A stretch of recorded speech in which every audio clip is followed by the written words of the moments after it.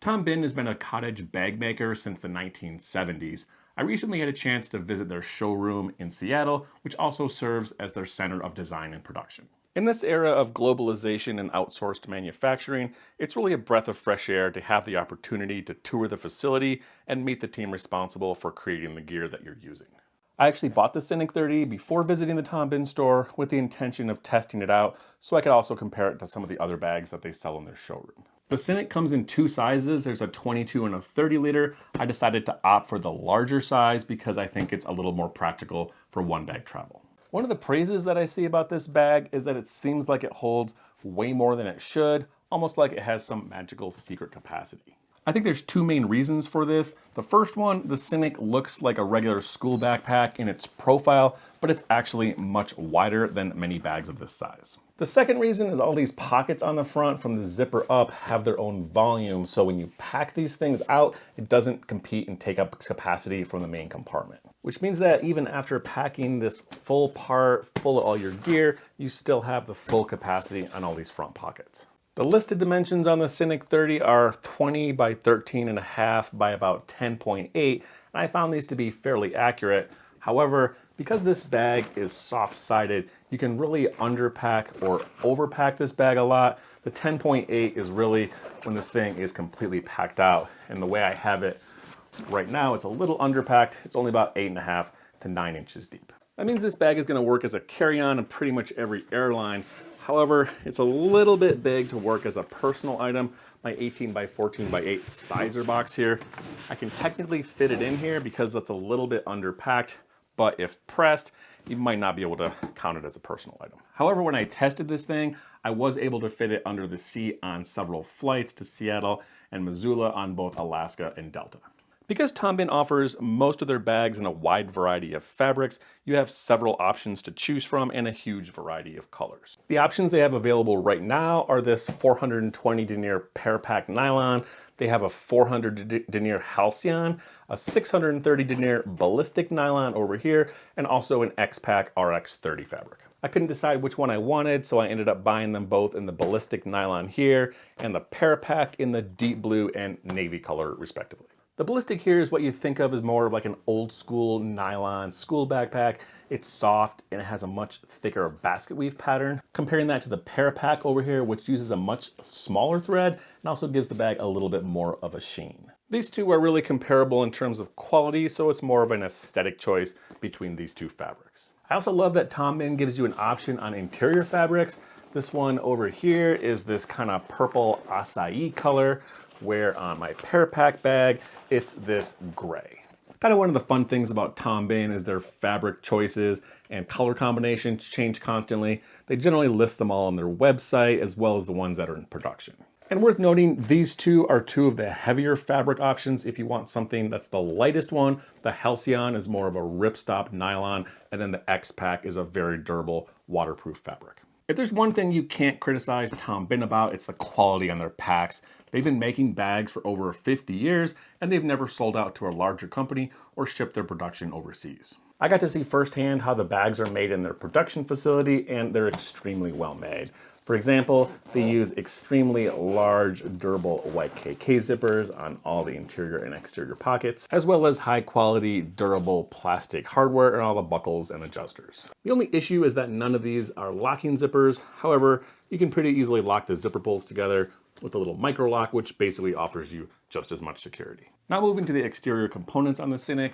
Whether you like the organizational style on this bag, I think is going to be highly dependent on your packing style. It has a large clamshell style opening, main compartment for most of your gear, and then all these front organizational pockets for all your small stuff. Some of these pockets are deceptively large. For example, this bottom pocket here just kind of looks like it's a normal size, but you can see, you can really just jam pack this thing. Got like 3 water bottles in there and it's pretty full, but they fit fine. These top 3 pockets are all kind of connected. This large middle pocket here goes all the way down to this bottom one and takes up pretty much the full volume on this main panel. This front top pocket is also quite large.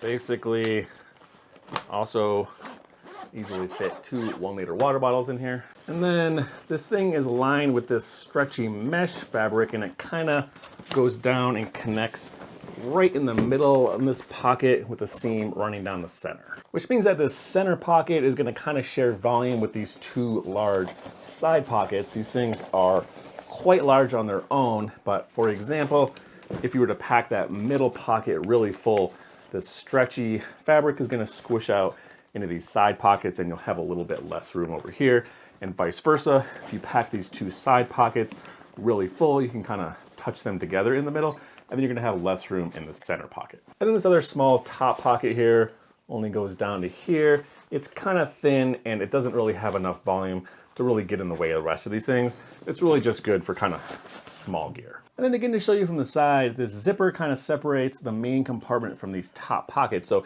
it doesn't really matter how you pack these things, because anything you put in here, it's not going to compete and take up volume from the main compartment. Moving around back to the laptop compartment, this side access zipper is fairly short, but it opens up into the much larger compartment that takes up most of the volume on this back panel. The zipper seems much too short to fit your laptop in. You can't just fit it in lengthwise, but it's actually fairly easy to just stick your laptop in widthwise, and then you just twist it in. This thing can hold, this is a 15.5-inch Dell. This thing can hold up to a 16-inch laptop. And then alternately, there's a second access point inside the main compartment. So you can also put your laptop in there, and you can see, just pop it out again on the back zipper. There's some decent padding on here. In addition to this thick foam back panel, there is an internal frame sheet in here, a plastic sleeve with an aluminum stay, help protect your laptop from the back. And then there is a false bottom down here to protect the bottom of your laptop when you set the bag down. And then worth noting is that there's no other exterior water bottle pocket on this bag. They did that on purpose because they designed these two large front pockets, both to be large enough to hold a water bottle. I think this is actually a good design because you can either put it here or in this top pocket here, and then instead of having a large water bottle sloshing around on the side of your bag, you have it right here in the center of your mass. Now moving around back to the carry system, one of the reasons I like this bag is because it has a large enough capacity that will work for travel, but it doesn't look like you're carrying around a travel backpack. These shoulder straps aren't super thick, but they're made out of this EVA Zote foam, which is similar to what they use in the Evergoods packs. This material is soft, but it's quite firm, which means it's going to hold up a lot of weight compared to some bags with a much softer fabric. In addition to these things, it has a standard sternum strap and then an attachable or detachable hip belt. This is a pretty simple 1-inch webbing strap with a buckle. You can attach it over here in the side of the bag with this little clip. I haven't been using it because I don't think this bag is really quite large enough to need a hip belt, but it's here if you need it. And also, if you're carrying a lot of weight in this pack and you want something a little bit bigger, Tom Bihn also sells a padded hip belt that works with this pack. Now moving to the inside of the Synik, this is what differentiates it from the Synapse laptop compartment and then this large panel style opening here into this main compartment. Inside, 2 luggage tie-down straps, and then this little sleeve over here on the lid. Kind of one of the fun things about Tom Bihn is these bags are highly customizable. They have these little loops all over the bag. There's 2 here, there's a couple here on the lid, and then there's a ton of them all over the place in these front pockets. 3 right here, and then a bunch in these other little pockets as well. They sell a bunch of accessories, pouches, pockets, packing cubes. They're going to be compatible with the Tom Bihn bags. They have a little clip on a lot of their things, and then you can also just use these little carabiner clips, kind of attach these things wherever you want in the pack. As an example, this little hip pouch, the Sidekick here, you can clip it in to the main compartment. It'll just kind of hang out here on top of the bag. Take it where you're going. This thing comes with a little shoulder strap, so if you wanted to pop this thing out, just kind of use it, carry around as your mini day pack. This little ghost whale pouch is a perfect size bag for sunglasses. You can also just clip that thing right in here on the front pocket. I tested a bunch of packing cubes in this configuration. The size is a little bit awkward because the bottom of this pack, it kind of slopes in. So right here at the bottom, it's like 9 or 10, moving up to 11, to almost 14 here in the middle. They do make a specific packing cube for this bag, but I found Almost any cube, as long as it's not too wide, is gonna work just fine in here. With maybe the exception of this Thule cube, which is about 14 inches wide. It fits in the middle, but it's a little bit too wide to go all the way down to the bottom. I've actually been using these Peak Design cubes a lot because they're really big and they're kind of squishy. I found you can kind of just squeeze them into almost any shape you want. And this is a medium, and the small one, kind of pack these in here, and these two fit almost perfectly in the inside of this bag. A ton of other ways to pack this bag as well. If you wanted to just use one packing cube, kind of put toiletry kit, jacket, some other bulky items here on the top, you have lots of options. Kind of one of the weird things I found with packing this bag is if your packing cubes aren't quite wide enough to take up the full capacity, because this pack is quite wide, oftentimes you kind of have these little weird spaces along the side where you can have to stuff gear, which makes it a little bit awkward to pack. This is the Synik fully packed out, a little bit light, which is good. I like to underpack a little bit. This thing's about 12.6 pounds or 5.7 kilograms. This is what the bag looks like on me. Again, I think this thing just kind of looks like a regular school backpack, maybe a little bit wider. I'm 5'11", about 220 pounds, but I really don't think this thing looks, feels, or carries like a travel backpack. These straps are a little bit thinner than a lot of bags. However, the material is soft and squishy, holds weight really good. I carried this thing fully packed out on my trip to Seattle around downtown all day, and I didn't have any issues. In summary, I think the Synik 30 is a great hybrid travel backpack.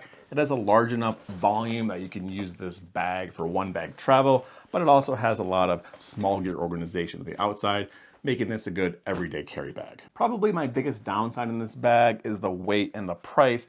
It's not incredibly heavy, but just over 3 pounds for the Ballistic or the Parapack. The lighter options are gonna be the Halcyon if you want something that's gonna be under 3 pounds. And even though their bags are expensive, they use some of the best materials, hardware, and craftsmanship you can get in a travel backpack. Also, their commitment to local production up there in their Seattle factory, combined with their lifetime warranty, I think warrants the price on these bags. So that's all I have for the review on the Tom Bihn Synik 30. Let me know in the comments below if you have any questions. And again, thanks for watching.